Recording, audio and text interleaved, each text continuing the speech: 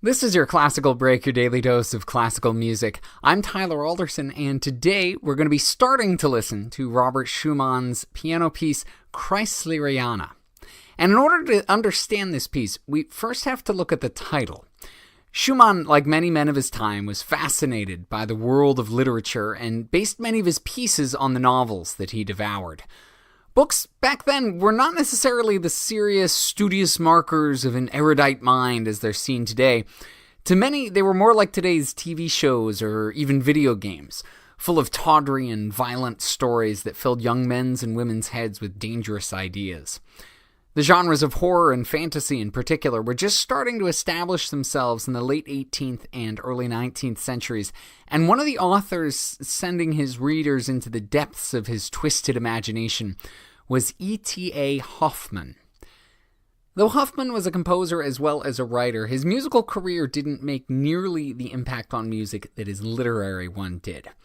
Hoffmann's fantastical tales were beloved by many, including many composers, and they've been adapted into music many times. The most famous one would be The Nutcracker and the Night King, a novella which was made into the Nutcracker Ballet by Tchaikovsky. Hoffmann was also a noted music critic, and his reviewing style set the standard for later generations of critics. He viewed music through a very romantic lens, one that he brought to his readers through his reviews which paired detailed analysis with passionately emotional imagery. It was this love of music that led him to create the character Johannes Kreisler, a musical genius with a moody, antisocial temperament. This appealed to Schumann, who also more or less fit that description. He decided to write a piece for piano that matched the many moods of Kreisler, one that also explored the two halves of his own personality, one impulsive and brash, the other dreamy and introspective. Kreisler's story also featured a sort of alter ego, another story interwoven through the same book of an outgoing, passionate character, much the opposite of the manic-depressive Kreisler. Schumann named the resulting piece Kreisleriana in honor of its inspiration, and based the music around the mood swings of the temperamental genius. It's a collection of 8 smaller pieces, most of which are just a few minutes long, yet even in those few minutes, each part has its own variety of moods, making the entire collection a kaleidoscope of wildly changing emotions. We'll listen to the first 2 movements today, starting with one marked extremely animated. As you might expect, it's a flurry of notes, but the storm breaks in the middle for a softer section that still retains the energy of the dramatic opening. The second movement is the longest by far and is marked inwardly and not too quickly. It's a dreamy dance that's broken up twice by more rapid, turbulent sections. The shifts happen so quickly that it can be hard to fully establish yourself before you're swept along a completely different path. Here's Peter Bradley Fulgoni with the first 2 movements of Schumann's Kreisleriana.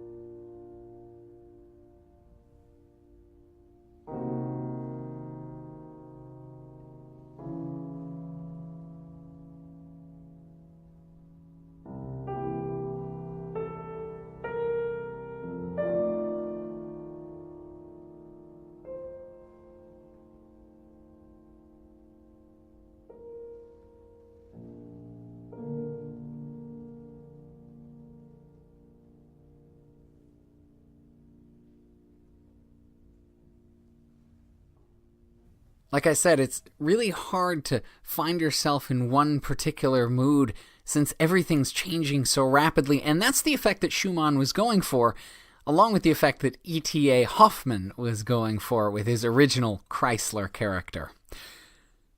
Thanks to Peter Bradley Fulgoni for putting that up on museopen.org, and thank you for listening. If you have the chance, please rate and review this podcast wherever it is that you're getting it. I'm Tyler Alderson, and tomorrow for your classical break, we'll be continuing with Schumann's Kreisleriana. I'll see you then.